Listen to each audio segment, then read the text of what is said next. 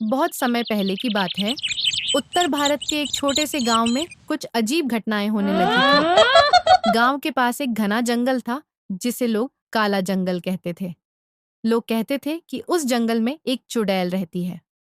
वह रात के समय गांव की ओर आती और अजीब अजीब आवाजें करती, लेकिन कोई उसे देख नहीं पाया था। गांव के लोग उस जंगल से बहुत डरते थे।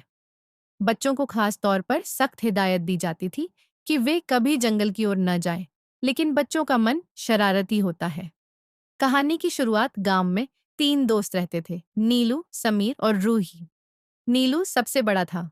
उसकी उम्र 12 साल थी। समीर और रूही दोनों 11 साल के थे। तीनों बहुत अच्छे दोस्त थे और हमेशा साथ रहते थे। एक दिन नीलू ने समीर और रूही से कहा, क्या तुमने सुना कि बाबा जी ने क्या कहा था?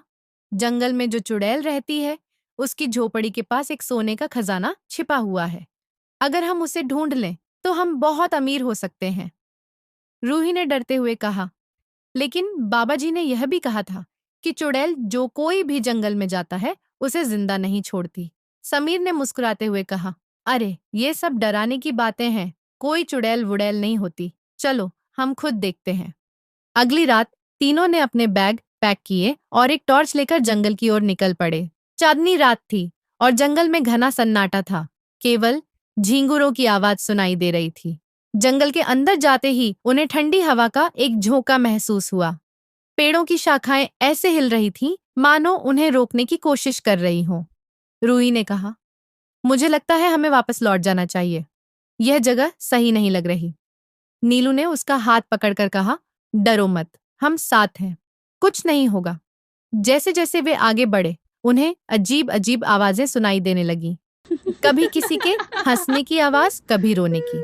कुछ देर बाद वे एक पुरानी और टूटी फूटी झोपड़ी के पास पहुंचे।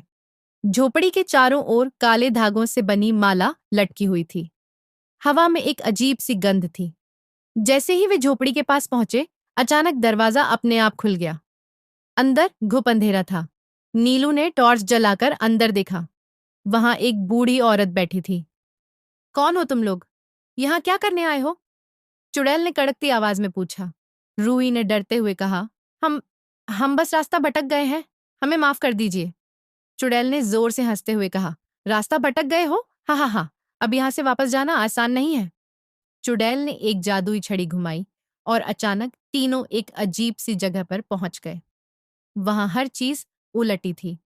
पेड़ आसमान में लटके हुए थे और जमीन पर पानी बह रहा था। तुम लोग अब मेरी दुनिया में हो, चुड़ैल ने कहा। यहां से निकलने का एक ही तरीका है, तुम्हें मेरी तीन पहेलियों का जवाब देना होगा। अगर तुम जवाब दे पाए तो मैं तुम्हें छोड़ दूंगी, लेकिन अगर तुमसे गलती हुई तो तुम हमेशा के लिए यहीं रहोगे। पहली पहेली चुड़ैल ने पूछा, मैं एक ऐसी चीज हूं जिसे तोड़ने के लिए आवाज करनी पड़ती है। बताओ, मैं क्या हूं? तीनों दोस्त सोच में पड़ गए। समीर ने कहा, क्या यह अंडा हो सकता है? नीलू ने कहा, नहीं, अंडे को तोड़ने के लिए आवाज जरूरी नहीं है। तब रूही ने कहा, यह सन्नाटा है। सन्नाटा तोड़ने के लिए आवाज करनी पड़ती है। चुड़ैल मुस्कुराई और बोली, सही जवाब।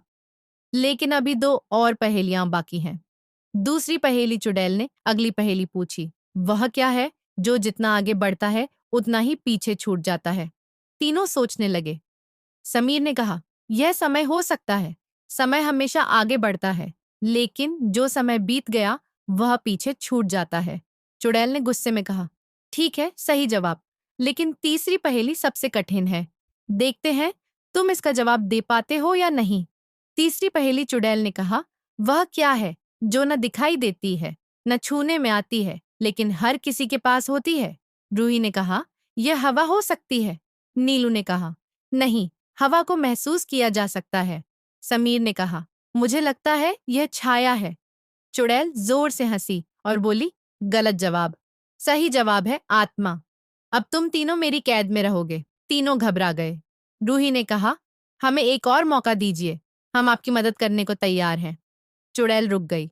उसकी आंखों में नरमी आ गई। उसने कहा, सच में तुम मेरी मदद करोगे? लेकिन कैसे? रूही ने कहा, आपकी आंखों में उदासी दिखती है। शायद आप भी कभी अकेली हो गई थी। हमें बताइए कि आपको क्या चाहिए। चुड़ैल चुप हो गई। उसने कहा, बहुत साल पहले मैं भी एक आम लड़की थी, लेकिन लोगों ने मुझ पर झूठा इल्जाम लगाया और मुझे जंगल में भगा दिया। मैं यहाँ अकेली रहती हूँ। अगर तुम मेरी कहानी दुनिया को बताने का वादा करो, तो मैं तुम्हें जाने दूंगी। तीनों ने वादा किया कि वे गांव के लोगों को चुड़ैल की सच्चाई बताएंगे। चुड़ैल ने उन्हें जंगल से बाहर जाने का रास्ता दिखा दिया। गांव लौटने के बाद तीनों ने सबको चुड़ैल की कहानी सुनाई। गांव के लोग समझ गए कि चुड़ैल बुरी नहीं थी, बल्कि उसे गलत समझा गया था।